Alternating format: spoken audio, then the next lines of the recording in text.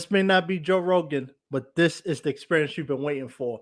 Welcome to the most overrated, underappreciated, most viewed, underviewed podcast of all time. Welcome to the Prince of Fresh Air. I am, of course, your host, the most humble, the most charismatic man in entertainment. We are back. It is great to have these two fellow gentlemen back again. But before I bring Garrett and Jabyn on, I just want to touch on two quick things, just two quick things.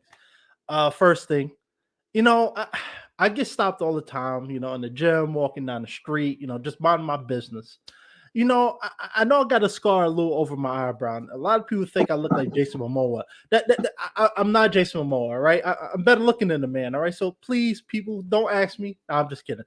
But the other thing I want to talk about real quick, a lot of people always ask me about acting because I don't really touch on it as much on the podcast. And I just want to tell everybody, it's been a great year so far. 2024 has been tremendous. I won't break news, but I'll say I got to cross off a bucket list. I got to audition for a Marvel show. It's still going on, so I'm not sure what's happening, but it's been a tremendous high professionally in this career, and I'm thankful for my manager, my agents, and everybody behind me who's been helping me behind the scenes with the podcast, with acting. It's been a great year, but this podcast is not just about me. I'd be too humble if I just talk about myself. I got two fellow guests. They was on last year. They had the highest rated episode on the podcast, so I'm grateful for them to be back on. And please welcome. Whether you want to send me a donation, you want to give a round of applause for bringing back on Garrett and Jabyn. How you guys doing? Doing really, really good, man. Super happy to be back. We got your email about maybe coming back on, and we were stoked. We've been taking a few hiatuses because of some stuff going on in our personal life, but we're back at it, pretty much permanently now. So it's super good to be back, and we got your email probably a week before we got back. So we were like, this is a priority. So super happy to be back. Super enjoyed our conversation last time, but I'm not going to take all the time. Jabyn, go ahead. No, yeah, I agree. Yeah, we constantly have talked about how great recording for your episode was and how great it was recording our episode was last year, how much fun we had even doing it back to back. It felt seamless, it felt great. And as soon as we saw your email, we were like, oh my goodness, just being guests is just gonna feel so nice again. Like it's because we sometimes, like, especially with our hiatuses and with our personal stuff, sometimes like hosting is a little rough, like at first, going into it. So it's nice to, this kind of like our chill time to like sit back and just enjoy while, the host with the most, takes the wheel, and then we can just sit in the back, enjoy the passenger seat. You feel me? So Yeah. we always enjoy coming on here, even though it's only the second time. It's always nice. Yeah, like they always say, when the most charismatic man comes calling, you answer. Exactly. Of course. You know what I'm saying? But I know we talked a little bit off camera about the hiatus and stuff like that. I wanted, before we jump right into the deep end, because we got a couple of things, especially some controversial things that's been happening. How has do y'all have any goals or ambitions this year for your own separate journeys for your podcast? Like, is there anything you're trying to strive for this year? I would say so. I think this year it's more so just consistency for us, because we were, at least I'm speaking for myself here, because last year was like the startup year for us. We started literally January of last year. So last year was us trying to kind of get our footing and figure out the setting for the podcast, how we're going to talk about it, how we were going to edit it, what kind of guests we were going to have on, which we made a first great choice. But it was all about like figuring it out and being consistent with it. So this year, I think the biggest thing for us is just going to be week by week, being consistent, putting out episodes, and just, continuing to have fun with it. That's something that we've always prided ourselves on with the podcast, is that we don't have a script. We don't have we get on 5 or 10 minutes beforehand, go, hey, let's talk about this and this. And then we just have fun with it. don't cut out hardly anything. And I think just being on time and being consistent with it is the goal that at least I would say we have with the podcast this time. Jabyn, you can share your No, thoughts. I definitely agree. The consistency is really important, especially when it comes to my side, because I was kind of the main problem for a little bit because of it, just because of everything that was happening. Because I was in the middle of moving. There's a few things going on like family wise that were like while I was moving at the same time.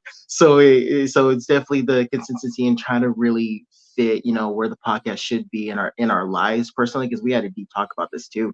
Because for us, for Garrett and I, it literally just started, and we already said it on your podcast before, but just going back to it, the whole point of this is because we just want to share our conversations that we normally have with people. That's literally the whole stable of our podcast. It's just two best friends having fun, talking what they normally talk about, but just putting a camera in front of it. So it's such a passion project for both of us. But at the same time, we need to put it where it needs to in our lives. Right. Since it's not our main course of revenue, we don't have to make that our focal and main front in our lives. So one motto that we always have for the podcast that Garrett actually made up is life comes first. But that shouldn't put down the opportunity for us to do this, because this is also a way for us to keep connecting, since we are at different parts of the country now. You know what I mean? So this is like another way for us to actually keep each other on our toes, still keeping our relationship that we have constantly. So it's kind of like something that we really, really love doing. And I feel like we finally got the shtick when it comes to like, okay, now we can do this more consistently and we're more focused on it now. Because even though it's not our focal point in our lives, it's still something we can still, enjoy consistently. And I think we finally are able to find that balance, which is fantastic. Yeah. I will say I'm going to interject one more time here.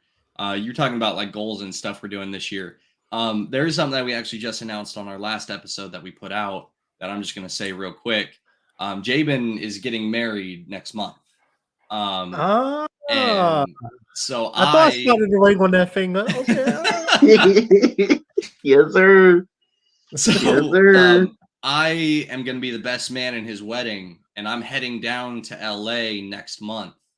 And I'm going to be down there for 10 days, and we're going to be doing a bunch of recording and just like obviously spending time hanging out and making it very personal, but trying to share it with the podcast as well, since it is something so personal. It'll be more of like a vlog type thing, but that's something that's really big that's happening this year. So Wow. basically, just tackling that kind of project too, because he's even hosting like a big bachelor party that I have no idea about too. But he's like really Yeah. like excited for it. So he's even gonna like record times at the bachelor party, and we might record an episode like for the podcast with the two of us next to each other. We might have a reaction for a certain show. So we're doing like little different things to have fun with it while he's here.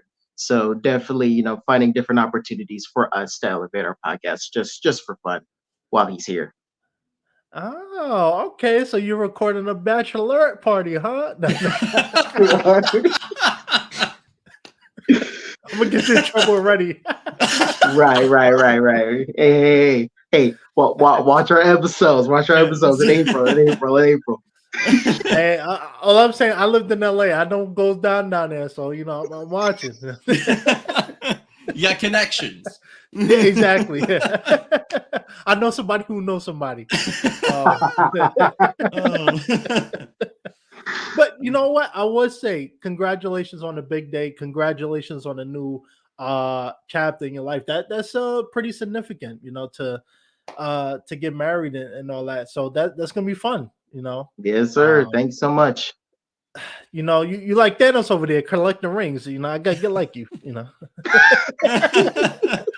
I'm just collecting, bro. I'm just collecting. Right? No judgment, man. No judgment. Fellas, we always have a good time, but like I said before, let's jump into the deep end, because the people want to know your perspective on everything. Now, let's talk about it. So I actually had an original topic I was going to talk about, which we'll get to. But this thing has been going on in the last week or so. Nickelodeon's new series, Quiet on Set. The documentary talking about Nickelodeon's dark past in the 2000s, 2010 era. Dan Schneider, as we all know, who has been a producer, director, in a lot of our childhood classics, is also being revealed to be a R. Kelly type. Um, how did y'all think about, or when you heard about this, and or maybe caught glimpses of what was happening? What was your thoughts on what's going on with Nickelodeon, Dan Schneider, and our childhood favorite actors, and what transpired on sets? I would say it was disappointing to say the least because, I mean, obviously, all three of us are kind of in the same area where we grew up with iCarly, Hmm. Victorious, Zoe 101, like that kind of stuff is what we grew up with. And so hearing that, like, I had always heard Dan Schneider was just a bit odd and a bit off. And it was like, okay, well, everyone's got their quirks, at least when I was younger. And I wanted to be an actor and everything because of Nickelodeon and because of shows like iCarly. And so hearing now that he did, and I haven't seen the entire Quiet on Set show or the thing that they put out yet, but I've seen glimpses, I've seen articles, stuff like that. Just seeing some of the things that he's done is just like taking advantage of people and young people at that when they are at their most vulnerable because they want to grow their Hmm. career is just the most despicable thing that anyone could do because you can make it good and you can make it fun. There have been producers who have made good, clean, fun shows in the teenage realm that have done a really good job. But the fact that Dan Schneider took advantage of that and took advantage of the people that were working on those sets, one of them being, I can't remember the actress's name, but the girl Amanda in Bucket. Bynes. Um, Are you was talking that? about Uh, Amanda Bynes? no, no, No, Amanda Bynes was Jeanette McCurdy. Jeanette McCurdy. Uh, Yeah. So I had heard some of the things that she said and why she didn't go back to the iCarly reboot that they did and everything. And it was just, it's super sad to hear that a career, possibly like skyrocketing career, can be ruined by one man who decided to take advantage of people at their most vulnerable. Yeah. Yeah, I'll tell you this. I was talking to an acting buddy of mine about this. He's been involved in the entertainment industry since he was a little kid, and I'm not shocked. This is something I knew going into. I've been doing a lot of research on this industry, and reading about people's journeys into it and living in LA for many years. I'm not shocked by it, and that's the only reason why I want to watch it. It's not because I don't support them, because I 100% do. It's more so the fact that I'm not shocked. We've been hearing stories like this for many years, decades, of people coming out. I'll mention this. I know I'm forgetting Orlando Brown from That's a Raven. There's a reason why a lot of these child stars turn out the way they do. And it's because a lot of times they're victims, and people have made fun of Drake Bell, which he's done some things he shouldn't be proud of, but him, Amanda Bynes, Orlando Brown, and countless others who's been, deemed as drug addicts and stuff like that. But it comes to realize they were victims of people in higher positions, and it happens in the entertainment industry. Or I will say, let me back up.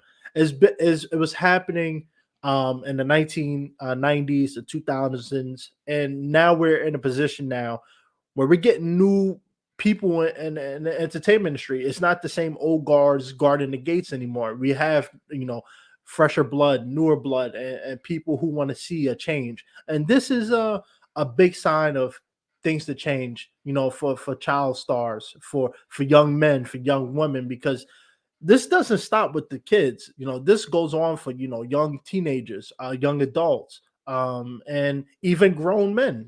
We've Terry Crews have talked about it. He was in his 30s with a family when it happened to him. But let me back up, Jabin. Did you have something you want to mention? No, just I agree with both of you. Honestly, I was going to use the Jeanette McCurdy thing too, but even before, when I was still a teenager, which isn't that long ago. I'm only 22 right now. When I was like a teenager, maybe if I was like 15, 16 or 17, I saw Jeanette McCurdy in this whole new show on Netflix. I forgot what it was, but it was a really cool show because yeah, you turn at a certain age and then you die in like your 20s. It was crazy. I loved the show, but no, but since then, and then she kind of just stopped acting for a while after that, Hmm. and she came out not saying a lot about it, but said like how uncomfortable she was while she was doing iCarly, and that she wasn't happy through it. So then I kind of already had this image of, well, then who's the showrunner? You know what I mean? And Dan Schneider was the showrunner.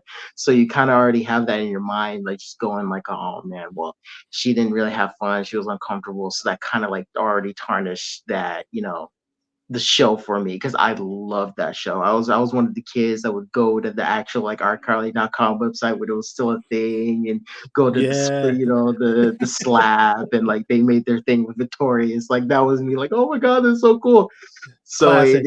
yeah, classics. Hmm. So it sucked knowing that it didn't go, the way it did as a kid. So I already had to process that. So the fact that this came out and there was a whole bunch of line of kids that were affected, not just Jeanette, but just a whole line of little boys and little girls getting in that position, just made it even worse. But again, I can't be surprised either, just because I was already kind of prepared for it when I was a teenager, just because Jeanette like already coming out like, no, it's not what you guys think. So yeah, just Right. just same thing as you guys. Yeah, it's a tough conversation to have, and I always try. I've been staying clear the last few years of not talking about this type of stuff, not because I don't want to, but I know how damaging it can be. Um, but I do want to ask one question before we move on because I think it's important, and a lot of people pointed this out. Again, I'm not surprised, because people's careers is that line.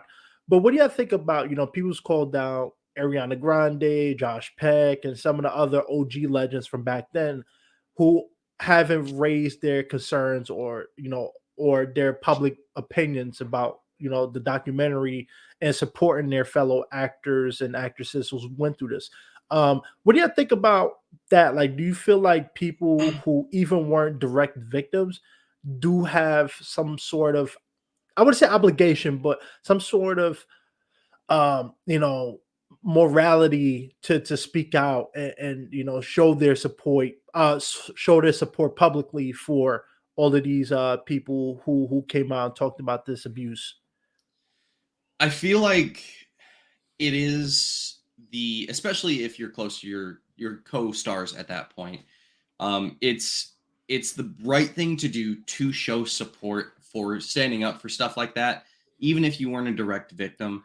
But at the same time, if they were victims in some sort of way, everyone has a different way of moving on. Some people don't move on, and some people are hurt so bad by it that they do Mhm. end up falling into certain things, falling into certain groups of people, and just kind of keeps kind of hurting their lives as they go on. But some people, I think Josh Peck being one of those, he's completely turned his life around from when he was on Nickelodeon and all Disney and all that kind of stuff. And he has like a kid and he has a wife now and he's doing well for himself. I think it is the right thing to do to show support, but at the same time, everyone has different ways of healing. And I think Right. Josh Peck and all that, and all them that have maybe not been super vocal about it, maybe their way of healing is just moving past it. Um, so And I, I to stretch that out just a mhm, little further, it's kind of all subjective, right? Like Mhm. you already have like a I'm not trying to use that as an excuse, but you kind of already have like a whole streamline of people that are, showing their voices and wanting to show their voices and, trying to make a change and make it known. So since there's already a platform making it known and you already see like all the stars from the different shows are, even if they were a part of it or not, giving out their voices and saying what he did. If they're trying to make a difference, that's more than enough to make a difference nowadays. Because I mean, the simplest thing can open up a court date now. You know what I mean? Even if it's true or false, even if it's if the person's not guilty or not guilty nowadays. So it again, just to streamline on Garrett's point, it all just depends on what they feel like is good, either for themselves emotionally or, like you said, also for their brand. Because maybe like they like, especially Ariana Grande, she has such her own brand right now, and to where she was one of the biggest stars for like a good like chunk of like maybe 5 years, like from album to album, fire, fire, fire, to where everyone like kind of almost forgot that she was Cat. You know what I mean? To where she kind of just had her own thing. She was making her own controversial stuff, and she just became huge just off of her own merit and just off of just her creativity. So that again, it just might be something that you don't want to look at, like how Drake just acts like he wasn't a part of Degrassi at one point. Kind of just move along. So you don't know, and honestly, like if I'm being honest, when it comes to something a touchy subject and it gets so personal in that way, I personally believe they don't have an obligation to speak out if they don't want to. And since it was now, it's so weird. Think about this now that it is kind of so far away, and it's not impeding on their success. Maybe in their line of thinking, it's like, you know what? I think I'm good. I'm ready to do my own thing. Let me just, I detoxed. I feel healthy. Let me just keep going. You know what I mean? And it doesn't always have to be a point to where you have to do something in your life. Just where you are in your life. So for the people that say that they have an obligation to speak out and do all that, I want people to think more personally and kind of fit themselves in other people's shoes. You know what I mean? Not, well, if I was them, I would do this. It's more like, okay, try your best to put yourself in their position. What kind of star are they? What are they doing? And same for Josh Peck. He was hilarious on Vine and Musically and TikTok for a while, and he kind of like brought himself up back with that and YouTube. So why would you tarnish that emotionally? You know what I mean? So definitely just put yourself in their shoes and try to understand. Yeah, that's a good point. I think, I see from both sides. I think as professional actors themselves with brands and businesses, sometimes you don't want to, because I know some of them are still intertwined with Nickelodeon and their subsidiaries and stuff. So it could get tricky. The only thing I would say is it's good to have people like Ariana Grande. I'm not pointing out, but just because of her success and how popular she's became outside of Nickelodeon, it would be nice just because this will help, cleanse out, the filthy in the business and get back to where it should be about talent, about hard work, and not about what you can do for me with the doors closed. But you know what? I love these conversations. I do, but people, y'all wasn't the top rated episode for a reason. So let's get into the good stuff, shall we? Because I don't want to make this too sad. Let me ask y'all something. Have y'all watched Madam Web? No. Okay. This is gonna sound so funny. Yes. No. Hold on. Yes, but how? I was gonna buy a ticket. I knew how bad it was, but I was gonna buy a ticket. But then my dad told me, no, don't. And he said this is one of those rare occasions to where you just watch a bootleg of it. I did, and I have a lot to say, but I'm gonna let you keep going. But yeah, I did though. I did. But I know going. a lot about it. I'll say that much. Dude, you're not ready, but please. Yeah, all right, good. You save your $15 for your bachelorette party, if you know what I'm saying. Yeah. All right, so I want to get into the reason why I asked you that. Actually, I'm gonna have a little fun. If you had to choose between The Wonderful Madam Web or Morbius, which one would you choose? Morbius. Morbius. Morbius, yeah, Morbius. Morbius Okay. actually made some sort of sense. No, even worse to me, Morbius made no sense, and I'm still gonna be okay. It's got Michael Keaton for 2 seconds. That's enough. That's That's enough. That's enough. And at least Jared Fair Leto put point. his all. At least Jared Leto put his all Mhm. into that character. I do have to say that the plot for the movie horrid, but the special effects and Jared Leto's performances were top notch. And I can't be mad at those. I'm not gonna lie, I haven't seen Morbius either. I know, fake fan, but like I stay away from those kind of movies because just like I don't want to tarnish it.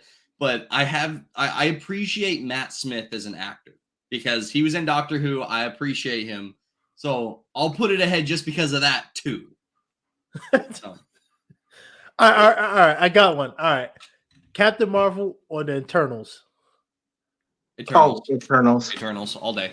No, but can I be honest? It does hurt me because I'm one of those rare people that actually enjoyed Captain Marvel lore wise, just how they did it. But yeah, I can't. But I can't get away from the scrolls being good guys because that's one thing that I say on our podcast. I want to be racist towards the scrolls. That is the one race didn't like growing up as a kid. And in the comic books, they teamed up with Thanos, and there's this one scroll that took the Fantastic Four's powers, and he had all four. So like to me, growing up, the scrolls were like a no-no, and there was like maybe like one or like two scrolls that were like okay, like they were like team up, but no scrolls, racism on scrolls. And So the fact that they made them victims, I was like, oh, but I want to hate you guys. You're ruining this for me. Yeah. So yeah. Right. But yeah, Eternals all the way. The thing with Eternals is a lot of people didn't like it because they're used to Marvel movies being very, very action packed all the time, and action scene after action scene after action scene was lore heavy. Eternals was like a lot of a lot of backstory, a lot of this. And it's not a perfect Marvel movie in any sense of the word, but it is better than Captain Marvel because the story itself was pretty intriguing. I cared about the characters a lot more, even though Nick Fury was in Captain Marvel, go figure. But I cared about the characters and the powers a lot more and like the struggle. The only thing, there's a few things I didn't like. The main thing I didn't like is that it seems like in the Marvel movies after that, they didn't even acknowledge the fact that a giant celestial was frozen in the middle of Earth and no one batted an eye. So, that's one thing that bothered me a little. One thing I did like with the Eternals is the world building. That's one thing that I love when it comes to franchises is how can you tell me a good story while building the world around you. Eternals did so much better than Captain Marvel in that aspect because I totally forgot about where the Kree lives and about the Kree and Skrull War just like that after I was done with the movie. Like, but at least with Eternals, I was like, oh wow, they were here. Oh my goodness, they were in the past and this point. Oh my goodness, like whoa, they're over here now. So at least they did the world building really well. All right, I got one more. And this was supposed to be the original movie I was going to ask you about. The Marvels or what's the other? Thor: Love and Thunder. Okay, wait. Before you answer, Garrett, me and him are him and I are very rare people because we actually, this could sound crazy. I'm sorry to everyone who's listening to this. Me and him actually love the Marvels. Yeah. We actually no. We're ready to defend it. So the Marvels all the way. Even though this is gonna be horrible. He doesn't like Thor: Love and Thunder, which is supposed to be the thing. I actually kind of like Thor: Love and Thunder.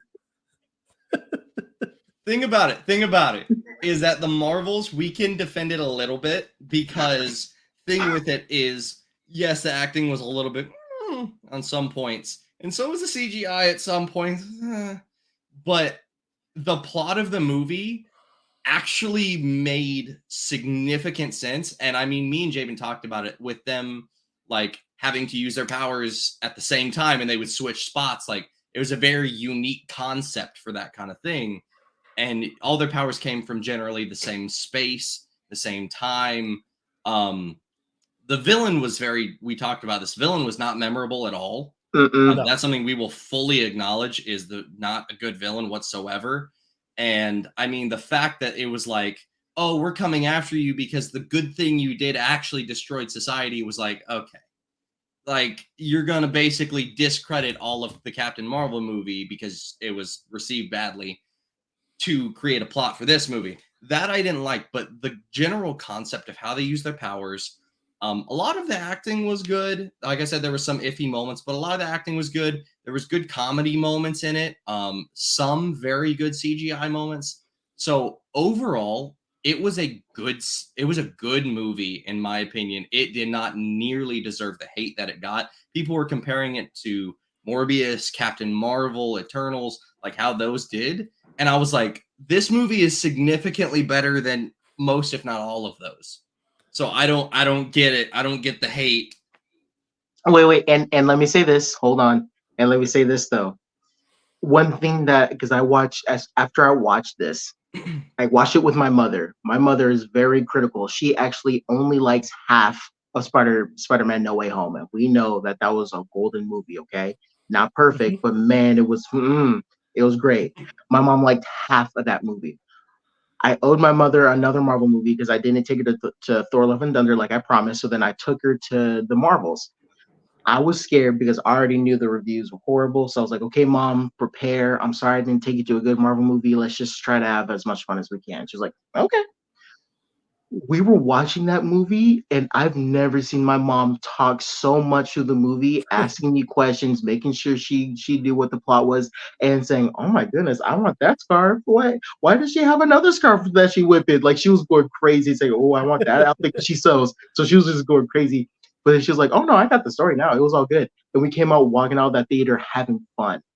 And then after that, I called Garrett. I was like, "Dude, you need to watch it." He was like, he does this thing. He goes, "Yeah, I don't know." And I'm like, "Dude, shut up. Just go watch it." Because I knew that he would like it.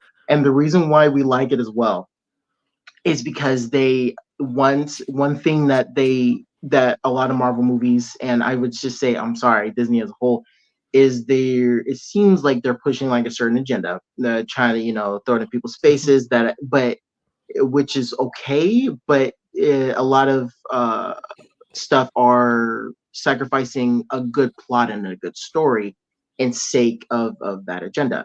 So this actually felt fun because it had a simple story and a lot to lose because you had this crazy woman that's literally trying to rebuild a world by sacrificing other worlds that need this certain resource. That felt heavier for us to be like, oh, okay, we get it.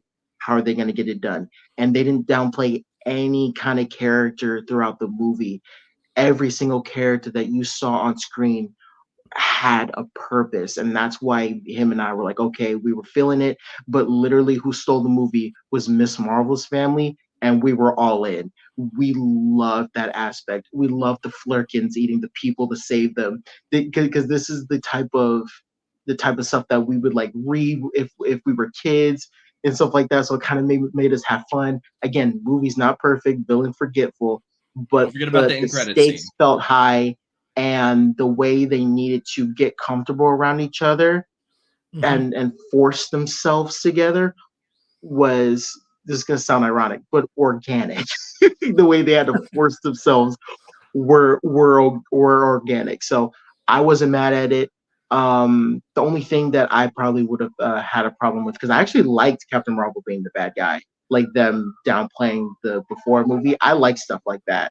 I like it when you like challenge a hero's motive. I love that. Um, well, one thing I didn't like was Spectrum's character.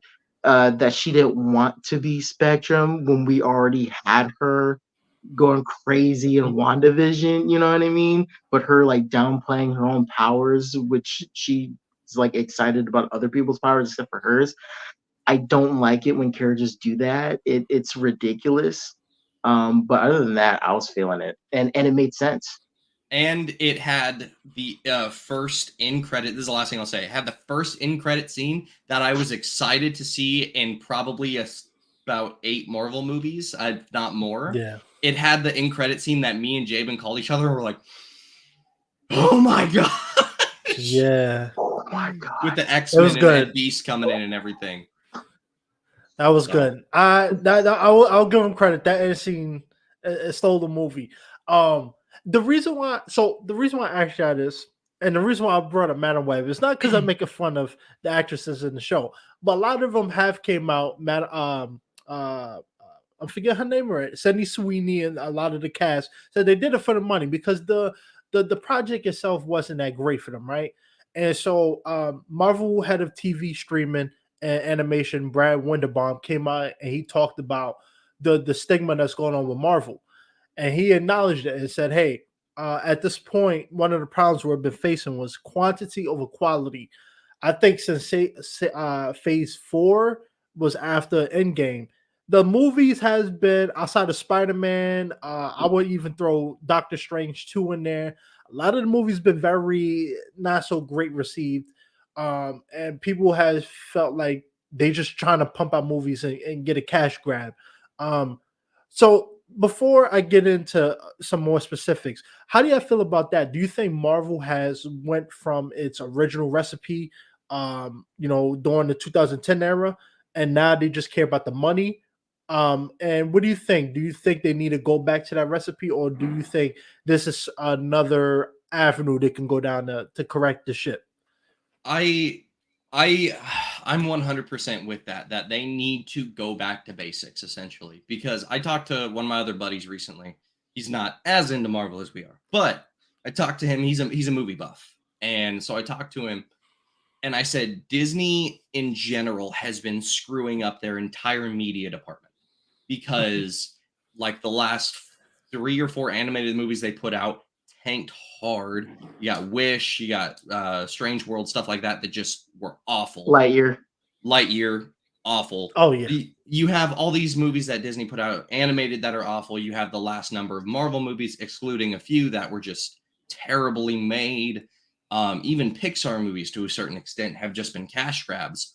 And so I told my buddy, I said, I would rather Disney go back to if they put out and Star Wars too. Star Wars is in that kind of vein of just cash grabby, and because the story is either pushing a narrative or it's just a badly told story. I said they need to go back to the basics of like I would be happy if they put out 2 Disney animated, 2 Marvel, and 2 Star Wars movies per year. That's it. And not even 2 Star Wars movies per year because those take a bit longer, but just not one after the other like they have been after the last few years. Because if you go from Disney Plus on, it's like every couple of months they're releasing a TV show or a movie or some kind of animated feature. And it's like, okay, yes, you're a big company. You have all these IPs. Absolutely do what you can with them. But you gotta focus and you gotta focus more on story and narrative than messages. And that's something that we actually it's something that we talked about on the most recent episode that's gonna actually come out this Sunday. Is Bob Iger, the guy who took over Disney, he put out a statement that was like, hey, now that I'm back, I know I'll say that Disney has been pushing messages more than they have entertainment. And Exactly. it's all about entertainment. That's all that it's about. And he said that they've been pushing agendas and messages past entertainment. And that's why everything's been failing. Because if people don't agree with the message, they don't like the movie because you put too much work into the message than the movie. Right. And so I think if they go back to basics of simple story, I mean, if you look at something like Thor, it was cocky dude who thinks he's the best of the best, gets shot down, becomes a normal human, and then has to get taught humility, and then he becomes a good king. Simple story. But amazing movie because of the execution and the entertainment value. So if they start going back down that avenue, I feel like they can start getting stuff back on track. And I also agree, but I want to like make it a little more like, I wouldn't say intuitive, but like think of it in a bigger picture as well. After Endgame and after Far From Home, we have something big just happened. They defeated Thanos. Everyone's back. Okay, how do we get people to get back into this world? They started off okay. They started off good doing WandaVision. They started doing okay. Garrett doesn't like it as much as I do, but Falcon and the Winter Soldier, like they were still like getting somewhere. But as soon as they stopped telling the story of the blip, essentially after really No Way Home, it starts like a falling out to where you can see Marvel having a certain deadline that they want to set for these movies just so that they can hurry up and cash in. And there's only one director and writer that I feel like accomplished their goal while even having that deadline. And I think honestly it's just because Chadwick Boseman died, is Ryan Coogler. He is one Mm-hmm. director that I cannot talk ill of, just because all of his projects, even Creed, is always top notch. Creed 1 and 2 is amazing. What he did with Black Panther was amazing. And this is going to be a hot take, and I know everyone doesn't like it, but Wakanda Forever, this is going to sound crazy, is even better than the first movie. And that's just because Ryan Coogler is, I call him the master of emotion, the master of emotion, and an artist when it comes to emotion. He he and his story with how he wrote Wakanda Forever is so crazy, and this is why I want more people to focus in on it too. Is he had the whole script for Wakanda Forever when Chadwick Boseman was still alive. He had to rewrite the entire script basically by himself just to make sure it's in continuity and the deadline for Marvel, because they set a deadline for it already. It only got set back like a few more months, maybe 6 months, I believe, because it was supposed to come out like months before, but because of Chadwick Boseman and all that, he had to make tons of rewrites, and and he had to make it feel impactful, and he had to basically make another origin story. You know what I mean? He had to recreate another origin story, which Garrett and I feel he did perfectly, because that's one of the rarest movies from Phase Four that we actually talked about. We had a whole multiverse of comments thing that we feel that this movie did good on. This is one of those rare ones where you sit back and like, dang, I can't wait to see her take down who's the next villain. And that's another thing too, is that with phases 1, 2, and 3, we had one villain build up, and it literally exploded the entire world to where everyone, even if they didn't like Marvel, had to see what would happen. Half of everyone disappeared. So now they're speeding things up, but with the whole of really pretty much whole of phase 4, there's no there's no villain that's coming. Who's coming? I don't know. You know what I mean? Who's the next guy? And that's something that they're missing, that they constantly had even when they first released Iron Man. They had a little bit of something just because they were introducing Infinity Stones really early. And obviously all the nerds were going crazy, like, oh, maybe Thanos is coming. Oh, maybe Silver Surfer. And that time it was, it was simpler, but they were still heading somewhere. They're not heading anywhere. They're just trying to get enough money just to see if we can head somewhere and see how much we can put out there, which gave us She-Hulk and and, and other really bad, bad stuff that that we unfortunately had to watch just in case. So I think it's also just, yeah, Marvel and Disney putting out unrealistic deadlines for their creators. Because Sam Raimi, Multiverse of Madness should have been a 10 out of 10 movie. A Sam Raimi movie, he only had one bad movie, which was Spider-Man 3. Other than that, it should have been a 10 out of 10, especially with the resources that he had.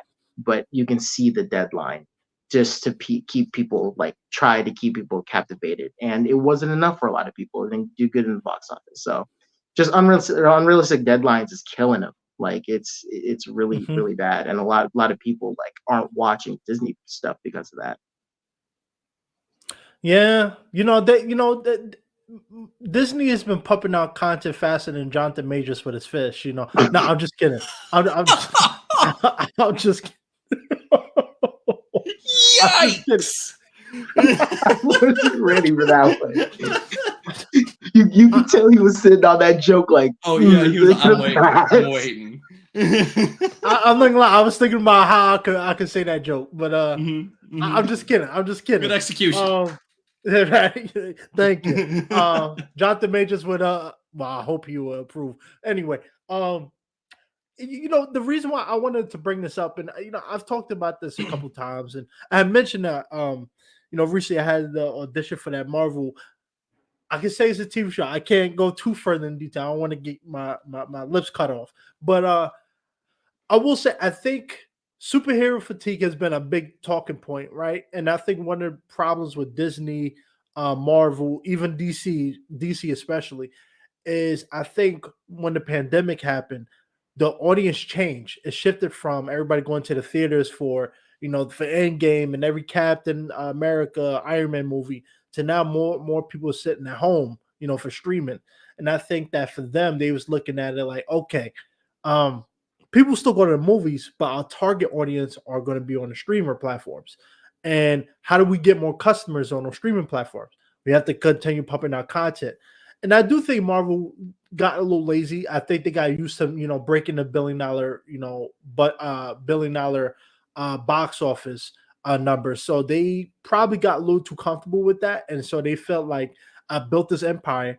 Everything we do is going to be a cash cow, and I think I want to say lazy is the right word. I would say they got complacent, and I think they forgot what got them there. And that usually happens with a lot of successful things is that you get to that target that you want, and then you kind of forget what got you there. And I think that superhero fatigue is a big thing. And as someone who wants to do Marvel movies and enjoy them, I do think that they have to go back to the original formula. DC too. I hope they listen because I love DC. I've been a DC fan way longer than Marvel. Same. I'm with you. I think, yeah, I think they got to slow down and realize, okay, the audience ain't going nowhere. If you keep them on their toes like they did with Infinity Wars, like they did with even, Captain America Civil War, if you keep people on their toes, they're going to come back. You want to give them just enough that keeps them coming. And I think they've filling us too much with everything. And so I appreciate Brad Winderbaum and even Bob coming out and acknowledging that because I think they also realize, hey, we're losing money. Like Madam Web, who would have thought, 10 years ago? No, I wouldn't even say 4 years ago. Every Marvel movie was almost either $1 billion box office. They passed it, or they was damn near close to that. And now they're not even breaking even on some of these movies. So I think they gotta acknowledge that. So what do y'all think? Do y'all think that they need to just? I know you touched on it a little bit, Jabyn, but do y'all think they need to just slow it down? Because I was looking at, I think it's Phase 6, with Captain America. I forget the new New one. World Order. Yeah. Yeah, like that one. I think it's not coming out for 2 years. So I do think they're understanding. But do you think that's what they need to? Let's take it one project at a time. Because we don't want to lose our audience too much. But you got to watch this TV show, then this TV show, then this TV show to understand this movie. What do you think about that? I think that they do, to an extent, they need to go back to that. Not all the way back to the beginning where it's like, okay, we're building a new team because everyone knows Marvel now. When Iron Man started, no one knew except for comic nerds. Everyone was just like, in the general audience was like, oh, it's a smart dude who creates a suit of armor. It's like, oh, okay, that's entertaining. But now everyone knows Marvel. Everyone knows it. Everyone's familiar with it. So they got to go back to a version of the original concept of taking it slow. Because, like I said, it has to be quality over quantity. Because, yes, you're right. What you touched on with the streaming service and everything, that was their audience. And the thing with streaming services is it's either weekly episodes of certain series, or they're just putting out new series constantly. So they have to get back to the theater mindset. I'm gonna say the theater mindset, because if they go back to, we have to make this a spectacle of a story instead of we have to just put it out. Um, Again, if you take movies like we talked about our favorite movies in the last podcast that we did together, it was like, you know, Captain America, the Winter Soldier. It was I think one of them was Black Panther, Wakanda Forever, obviously. And so stuff like that, it's like it didn't have the most mind-blowing CGI of all time, and they didn't put it out back to back with multiple other movies, but the story was so convincing and had such a connection to the audience because it took characters that we already loved and it intertwined them into a dangerous predicament. And not just a dangerous predicament where it was like, oh no, the bad guy, I hope he doesn't get away. It's like, oh no, the world has a good chance of exploding here. Something along those lines. Right. Or like, this country has a possibility of being taken over, like in the Winter Soldier when they, you know, rose the ships up, had the ability to kill anyone they wanted. It's those stakes that need to be done right. Because if you take those stakes and put it to the Eternals, for instance, like they did with the giant thing coming out of the earth, it's like, okay, yeah, it was some big stakes, but it was not executed right. Because executing it right would have been building a story on it. Because Hydra had been building since the first Captain America, which was what made it weighty. Ooh, so, right.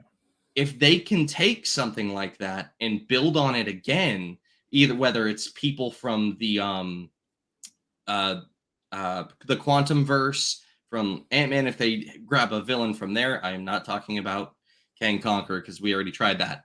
But if they can grab a new villain, a new group of villains like AIM, because in the comics, AIM is a huge villain group led by it's led by multiple people at different points. But MODOK, they didn't do him right in the movie either. But MODOK is the one who led them in the comics, and they have, like I said, multiple different leaders at different points. But if they can take a group like that and make them dangerous, and then put a leader on top of them that everyone is super like worried about, to where, oh, someone's gonna die. I know that someone's gonna die. If they can bring those stakes back into it and mix that with a compelling story, then they have it. But right now it's too fast, too cash grabby, to the point to where they're not letting FX artists create the level of special effects that they need to on these movies, so it looks sloppy. And that sloppiness draws the audience out of the movie. And the entire point of it is to be drawn into the story. And if you have something that takes the audience out, you already lost us. So I think they do need to go back to a version of what they started with, just in a bigger scale. And one thing that I, one thing that I focus on more when I watch entertainment as a whole, even reading comic books, is character development. I like to tell this joke, and everyone gets what I mean when I say this.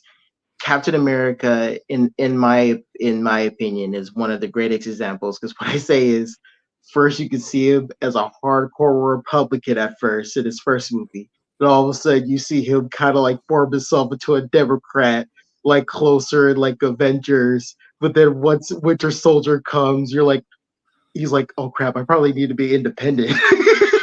And he starts getting on the run by Civil War.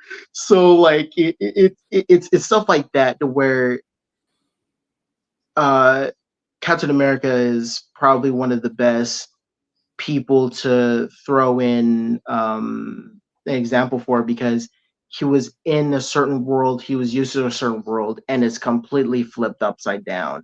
And he tried his best to get through life the way he can, struggling with, still clinging on to his past, and something that is hard for him to let go, even though he's this spectacle and this fantastic agent of S.H.I.E.L.D.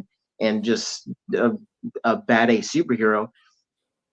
You still see like how he struggles to have his morality and the certain things that he believes in just crash and burn. And we see that constantly Because at first, like in the first Captain America movie, saluting, he's a soldier, he just wants to do the right thing. Ha ha ha. Avengers saluting still. Ha ha ha. Why are people doing something behind the scenes? This makes no sense. And all of a sudden, Richard Soldier, he's like, why are people doing this? So I understand. And then like going into Age of Ultron and then Civil War, you're like, oh, I'm gonna be on the run. I'm a criminal now. So it's crazy seeing a person's morals and beliefs just get crashed and burned so hard, but still like holding on to. But I need to do what's right. I need to do what's right. It's awesome seeing that kind of character just try to go through these different situations, and I love that he was written so differently different people's point of view, because Joss Whedon, when he did Avengers, the first Avengers movie, which is amazing, what made people watch Marvel movies, Joss Whedon kind of made him a little irritating, and I like the way he wrote that, because honestly, I never liked Captain America comics, if I'm being honest. I like that he made him irritating, but then once the Russo brothers got him, you need to see one of their interviews. They even said, I don't like Captain America. Like, we never liked Captain America. So they're like, how do we make Captain America likable to people like us? And that right there was the perfect way to like send him off in that way. Because you have people that don't like him and are willing to put him in an uncomfortable position to make him better for everyone. And you can just see the focus that Marvel had, and that's just one character. They did this with multiple characters throughout multiple movies at the same time. So we just don't have that focus anymore. And another thing regarding just actors and actresses, I do want to put this out, and this is what made me die laughing, because I'm not sure if anyone noticed, but when Sydney Sweeney and Dakota Johnson and all the other actresses that were hired for that movie and were told that they can announce it, if you see in their Twitter, I think it was they posted on Twitter or Instagram, they tagged Marvel Studios like it was an MCU movie. They didn't tag Sony whatsoever. Uh-huh. So I think it's also that they came into this like, oh my God, we're gonna be in this huge universe. Let's rack in this money. You know what I mean? So I think it's also uh I think this term is correct. Audience confusion, because I think for them they were like, okay, this is a big MCU movie, like maybe this will put me on the map. And I think that's another reason why Dakota Johnson fired her whole agency, was the trailer came out, because then she started realizing, wait a second, this is ridiculous. And then once the movie came out, you know, everyone knew. So I think it's also like they need to put their priorities in check and really tell people like, hey, like explain to people who audition for this kind of stuff, explain to them like, hey, so we're not a part of this universe. Sony owns part of something. That's what you're doing. You're in a Sony movie. So I think Right. people don't know the difference just because all these different companies have the IP. Thank goodness, in a way, that Disney owns Fox now, because now we can have the X-Men and Fantastic Four, part of Marvel, which makes things easier for audiences. But Sony is still isn't gonna give up their cash cow, because they're making so much money, good money, as in the Spider-Verse movies, which are the greatest Spider-Man movies of all time, arguably. And they have the Spider-Man games, which are the greatest games of all time, arguably. So it you can see that they're heavily focused on trying to milk the cow as long as they can, as long as they have this IP, before they have to give it up, because you can see like, the clock's ticking, they can only do so much. What are we going to put out in order to make as much as we can before we let this go? Because it's only a matter of time that Disney gets in. Disney's literally waiting, just like, okay, come on, let me get it, and it's just not working out, and that's how we got Madam Web. You know what I mean? So it's just Yeah. multiple things that companies as a whole, even Sony, aren't looking at, and it's very irritating, to where now we have to put meta stuff into our fake are fake fun reality. We shouldn't be talking about this. We should be right now. We should talk about, oh my goodness, how is King going to be doing that? Oh my goodness, I want to see if he goes into this, this time and collects this. No, we're not talking about that. We're literally talking about companies running and Right. stuff like that, and we're not enjoying this right now. You know what I mean? That's a problem. We shouldn't be talking about the politics behind this, the business part of this. We should be consumers and people that want to be entertained. We should be theorizing right now, like we would have been for the past uh, uh, decade, since Iron Man came out. The past almost 2 decades now. We should be theorizing, like, hey, maybe this will happen. Oh my goodness, like how we are. It's just not. It's just not fun anymore, and that's why I don't believe in superhero fatigue just because people want to be entertained by stuff like this. I know I do. I don't speak for everyone, but I still want to be entertained by stuff that I grew up as a kid and look differently as an adult, especially when it comes to like DC and Marvel. And they're just not they're just not fun. And that's why I enjoyed the Marvels, because that was fun. Like I had fun through that because I had a big character development, I had good stakes, and it sucks that I had to say this, but it was enough for me to get through and enjoy.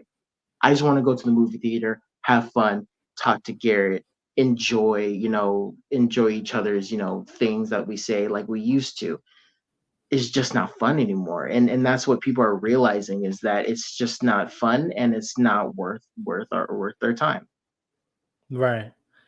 Yeah, Disney got to be more like Kane the Conqueror. You never know what angle he's coming from. No, stop. That's true. No, that's true though. I'm gonna get myself in trouble here. What am I doing? What am I doing here? The only thing I would disagree just a little bit on something, Jabyn. I No, would yeah, go say ahead. I think superhero fatigue is real. And the only reason why I say that, excluding the headlines and stuff, one of my favorite things to do, and this more so the actor in me. Like I love to watch, read and watch behind the scenes, how the film was made. I love watching reviews. I was just talking to a buddy last night about this. Watching yourself on screen and watching on projects and stuff like that. Like that's a big thing for actor, right? And it's getting bad when your own actors are blatantly telling you only did the movie for the paycheck, and Marvel is, I trust me, I think Marvel still has that name and that value to still, help you as an actor career wise. But I do Definitely. think they are getting to that point where people are like, oh, another one. I think they need to go back to the original formula. It's like you go to Popeyes, you get the original chicken sandwich. You want the original. You don't want the 2025 version with some different seasoning. No, you want the original flavor. And I think Marvel needs to go back to how they made you wait a year and a half, even sometimes 2 years for the next project. Because what's happening now is it's hard to keep up with everything. And one of the biggest criticisms of the Marvels, right, was Miss Marvel. Everybody was like, okay, her family is great, is a great addition, but I don't care about none of these characters. Like, who is she? And then you got to find out. You have to watch the TV show to understand who she is. And a lot of people don't want to have to watch, even Doctor Strange. You have to watch WandaVision and some of these other shows to understand the motivational what they was going into. And I think it's too much content coming out, and it's hard to keep track and keep up to it. Because people got lives, people got some people getting married. But I think one of the common criticisms that a lot of people are saying, and this is actually something I thought the writer's strike, the SAG strike, actor strike was going to address. Hollywood is just pumping out cash grab movies and not giving substance to the movies. And this is just Hollywood in general. It's not just Marvel. But I think with the superhero movies, the reason why I get such criticisms is because over the last 10, 12 years, those have been the movies dominating the box office. Those are the movies that people are now, outside of Barbie and Oppenheimer, people are going to the movies to see those type of movies, those big blockbuster CGI, we're punching people through buildings type of thing.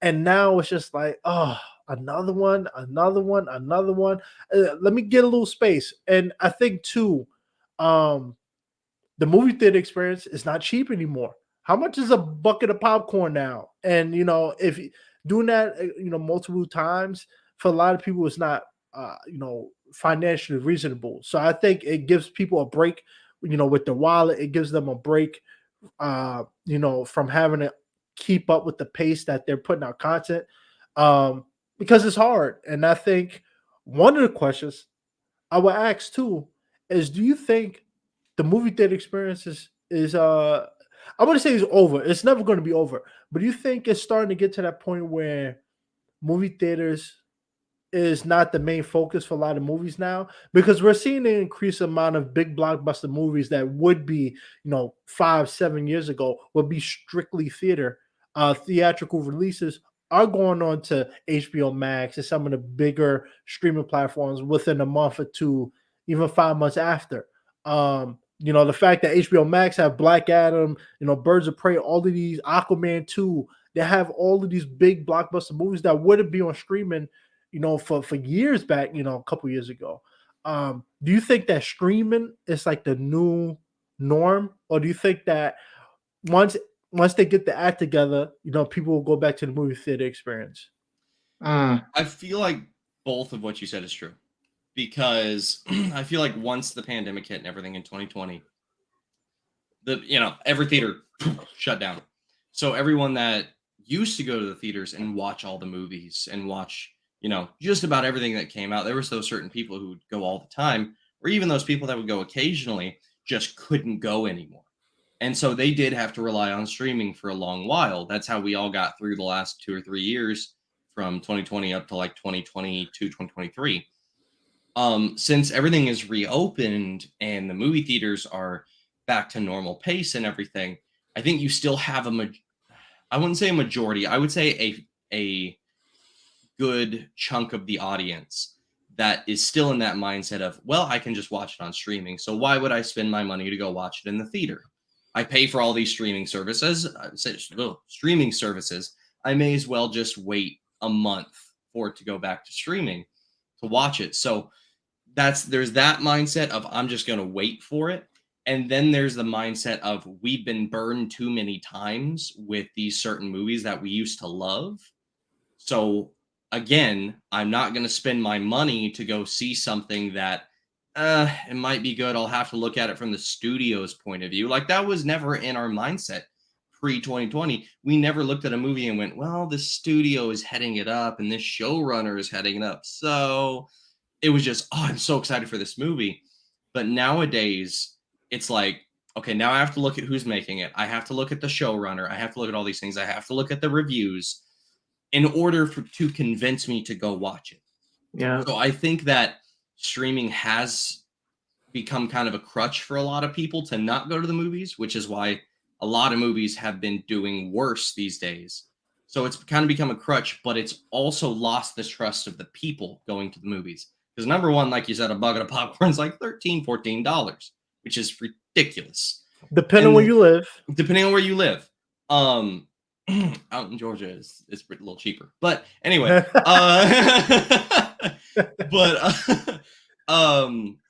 with all those things combined, everything got way too expensive because of inflation and everything like that. And on top of that, they've lost the trust of the people. And you have to have that excitement factor and that trust for people to go actively want to see a movie and spend their money on it. Because everyone these days just looks up reviews before they go see something.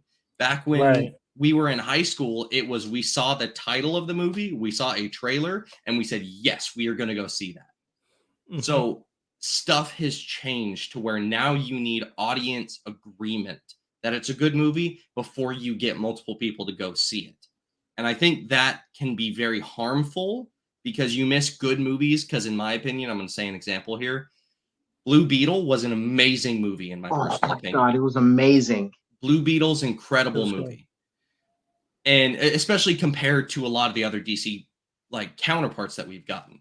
So incredible Right. movie, but you It did had horrible in the box office. horrible in the box office because you Mhm. had the wrong people reviewing it. You had people who were expecting an in-game level movie reviewing it, so they gave it awful reviews, and that made the people going to the box office be like, I'm probably just not going to spend money on it, which then made it seem like a bad movie. People judged it on its reviews rather than reviewing it themselves.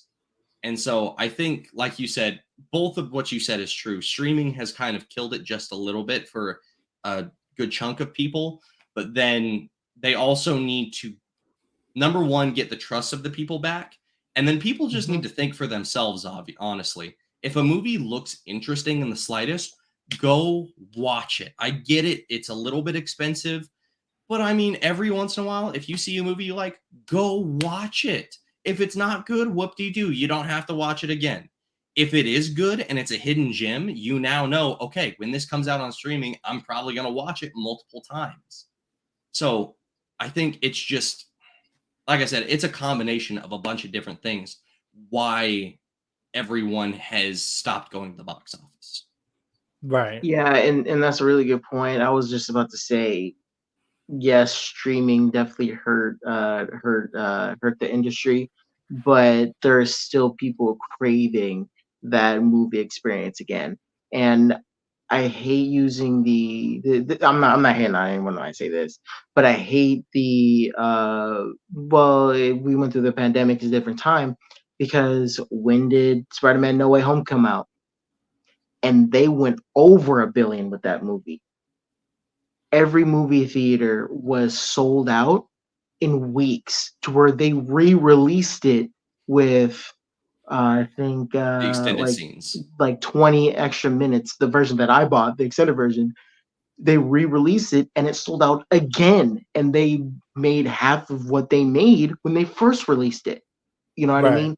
People still want that experience, and that was in I believe that was either 2021 or 2022, but COVID was still a thing to where Mhm. you shouldn't be going, but literally every single seat was sold out. You know what I mean? You'd be lucky if you went on a Saturday or a Sunday. You know what I mean? So Right. when you look at numbers like that, you see all the people that actually still want to be entertained. And I can't look at those numbers and be like, it's not the pandemic. Oh, it's the streaming. No, that's just a lot of people who fell in love with a certain character and can't wait to see this character being broadened and stretched out in a bigger setting with characters that we also love, back then. So that was a perfect. I feel like that's a perfect opportunity to like show people like, no, you don't understand. We were still in the middle of it, and we still went to the movie theater without masks. So it's That's true. you know what I mean? Like we all did it. You know what I mean? And that just shows you that there's a whole bunch of people, $1 billion worth of people that still want to have that movie theater experience. And coming from what I like right now, which my dad has loved since the 80s and 90s, Dune honestly is a perfect example of a fantastic franchise that is doing fantastic plot wise, story wise, character development wise, and box office wise. I know Garrett doesn't know anything about this, but Dune is probably right now with how they're doing it, and I'm so glad that it's being done in this way. Is such an underrated franchise right now, and I think it's just because not a lot of people know it.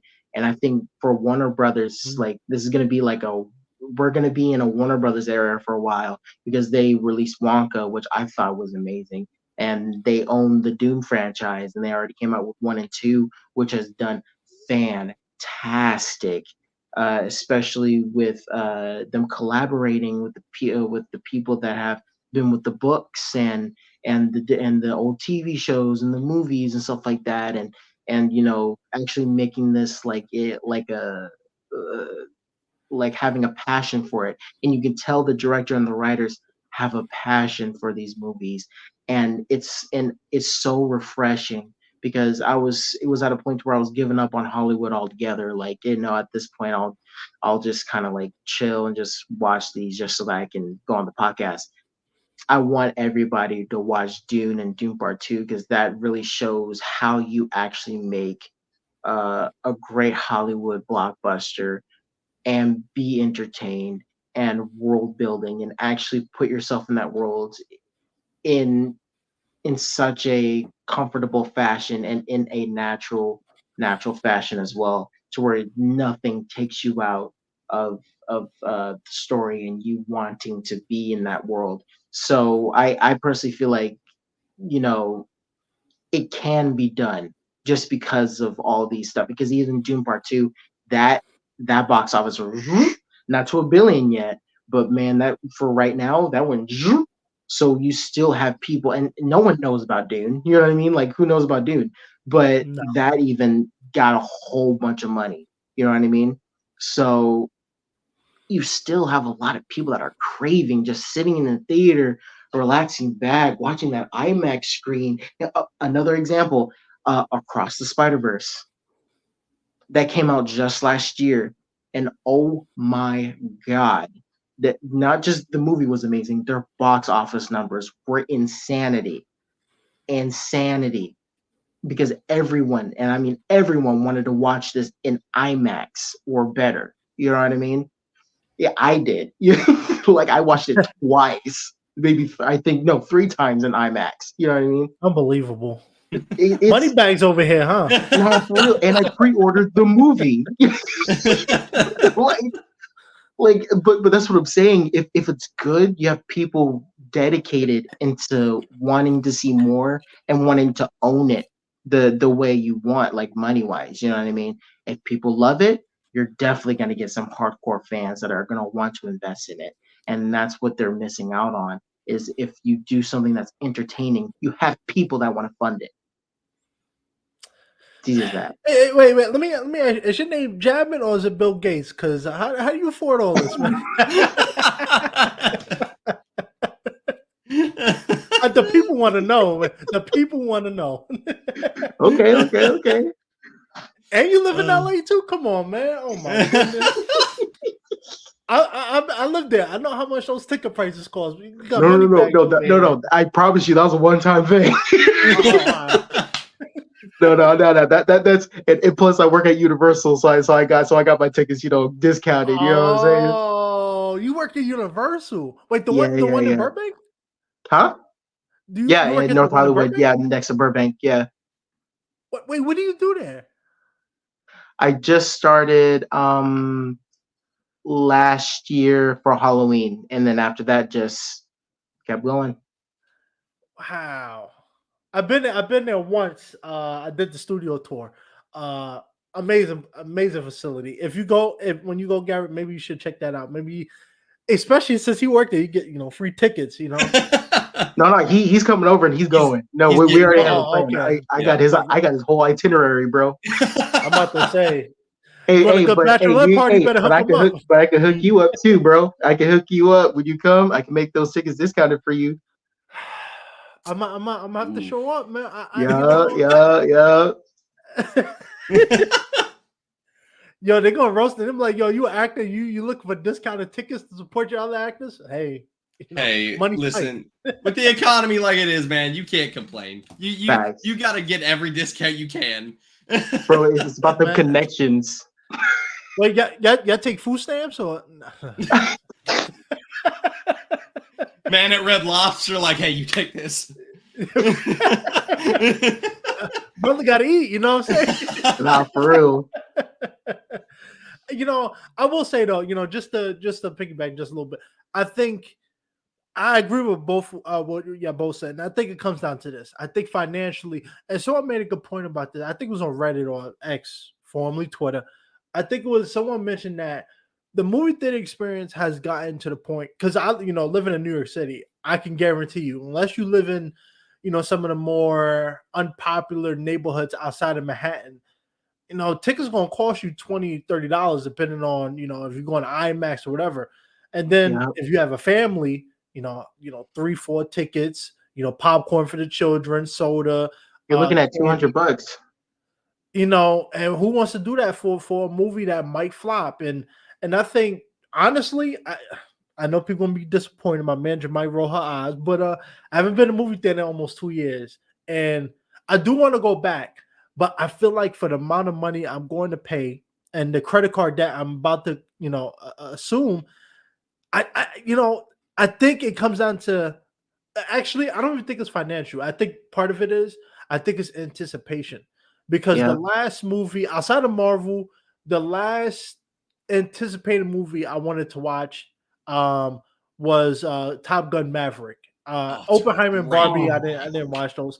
But that was a great movie, and that was a movie they did a great job marketing, great job promoting, and I think a lot of Marvel, Hollywood in general has gotten a little lazy with the marketing. They got a little lazy with, coming up with original material. And I think that's what they need to get back to is creating original material and getting us back to that point where the anticipation. The reason why Marvel did so good in the 2010 era wasn't because of just Iron Man, it wasn't just because of the team. It was the anticipation of what's going to happen next. Who is this guy Thanos? And he did a great job of making an anticipation, worth it. You went to the movie theater and you were satisfied and you was looking forward to another movie. Now, just in movies in general, you like, this agenda or this is not what I'm looking for. I'm looking for the original recipe, and I think I think they just need to come back to originality and making people want to come to the movie theaters. Because at this point, if like you said, Garrett, if people know that hey, the movie's going to be on HBO Max next month, I might as well wait.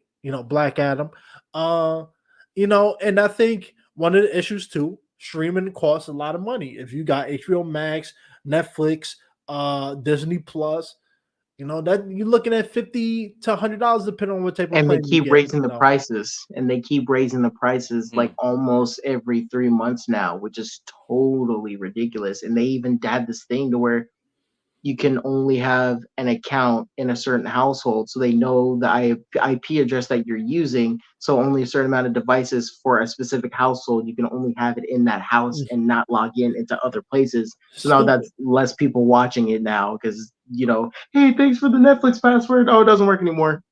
Yeah, and I mean, if I'm gonna step back real quick when you said anticipation, that brought back kind of a memory almost.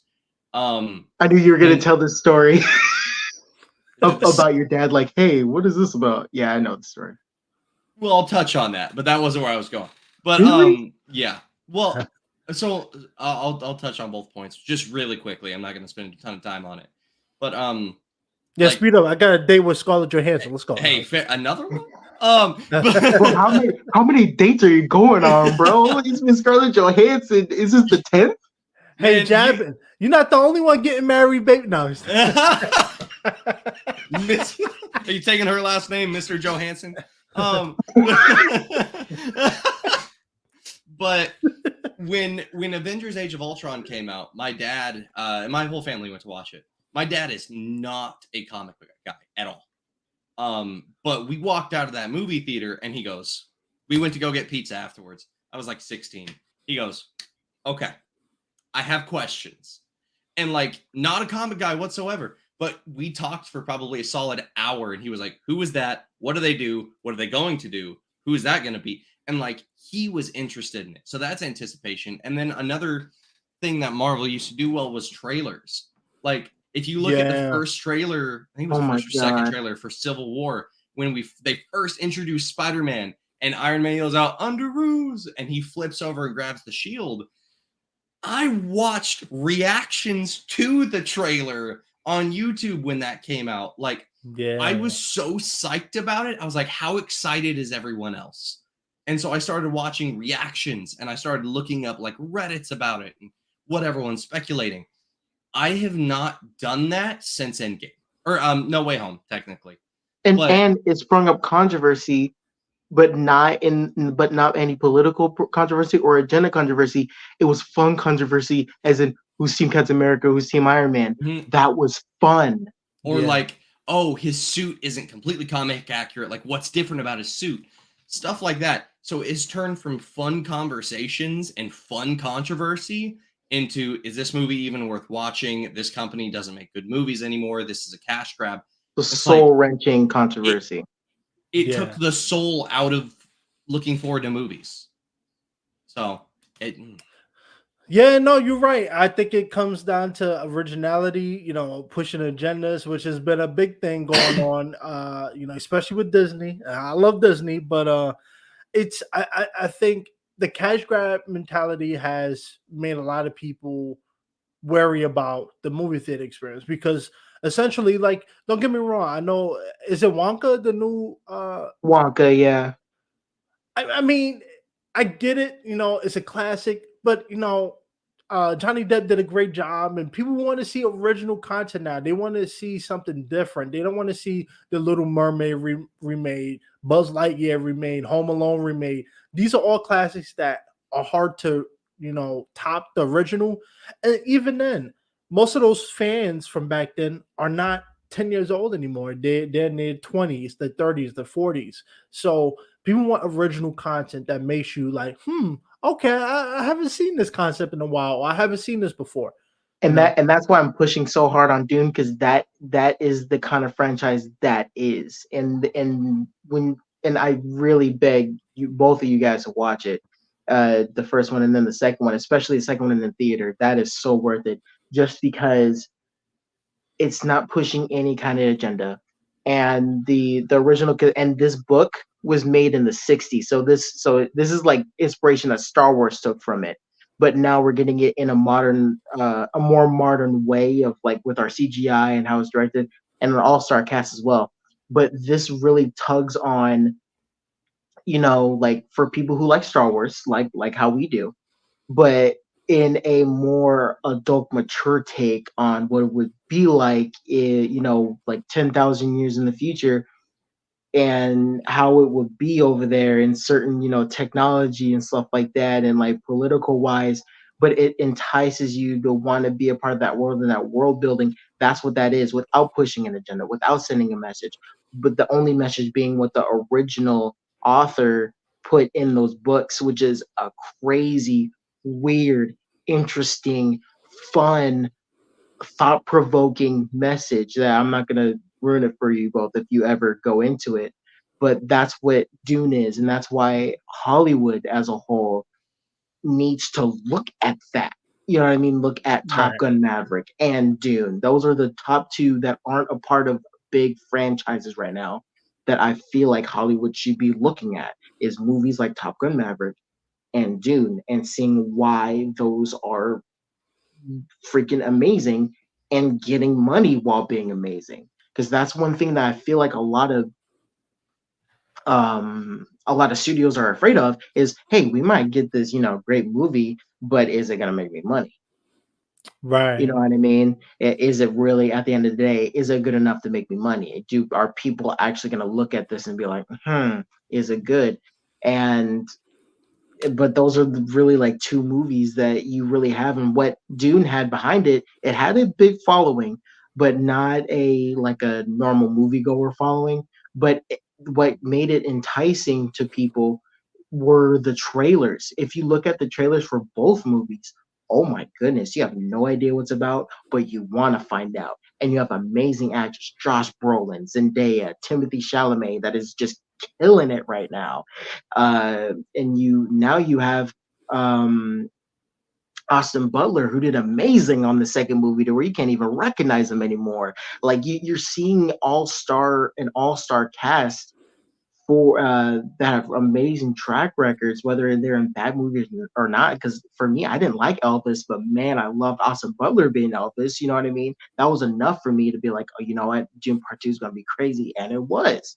You know what I mean? It was everybody as a whole. So it's also to where, like, movie studios need to trust the artists also, that yeah, actually want to get this done. You know what I mean?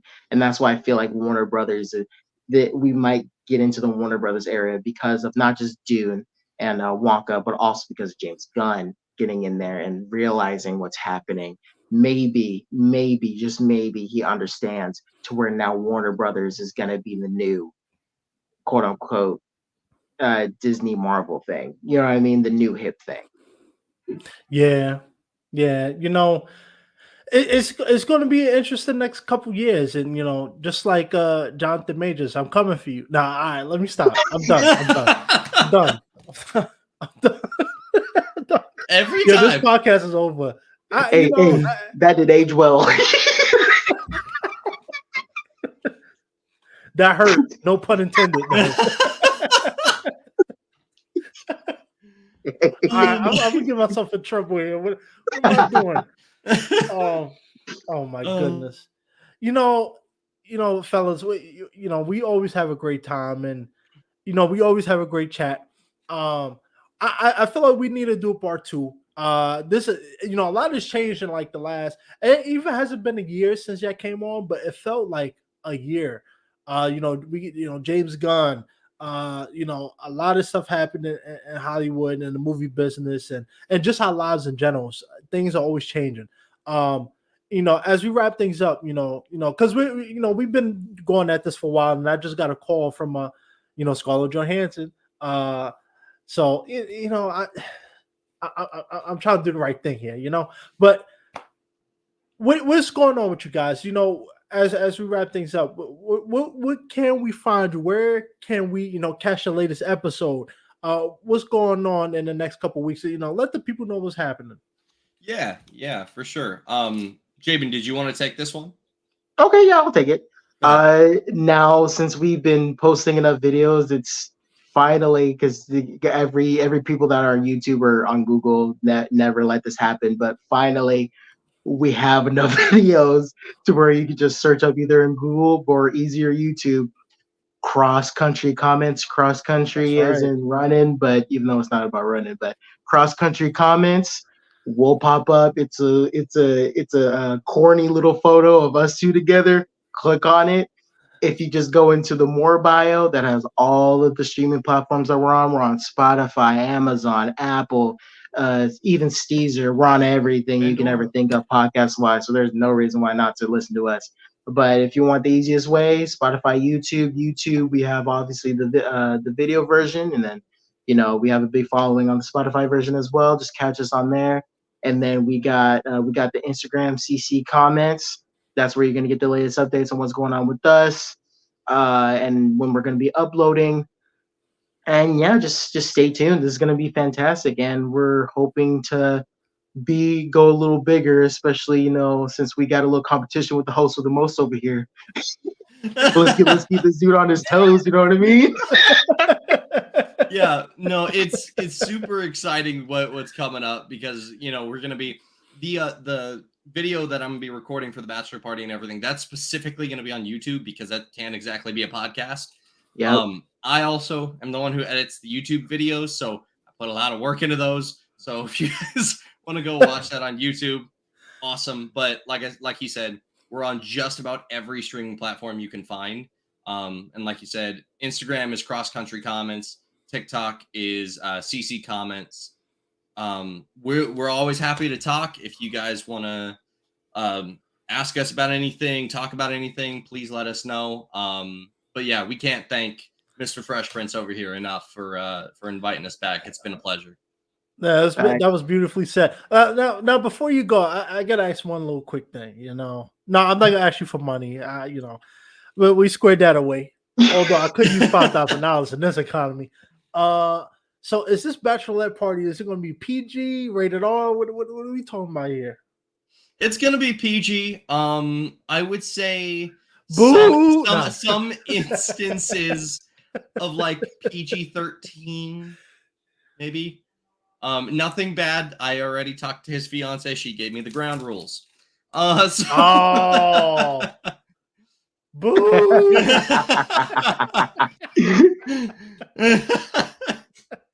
Anyway, we don't kiss and tell, bro. I'll set you up there. I was hoping. Yeah. Hey, let me give you a little advice. If you want to save a little money, go to Skid Row and you'll find Hey, after. Let's cut the camera off. Hurry up with the outro. This felt like a bad drug deal. Oh my gosh. Y'all are making me Oh laugh my- so much my voice gave out. You know what I'm saying? Oh Uh, my goodness. You know, I see. I should have just ended it because what can we do at this point? You know, but you know, guys, we always have a great conversation. I'm looking forward to having you back on. Like I said, you know, follow the Cross Country Comments. That's right, on all streaming platforms. Check them out. Amazing guys, amazing content. And like I always say, a helping hand is a better hand. Thank you to Garrett and Jabyn for coming back on. You don't got to go home, but you can't stay here. We'll see you later.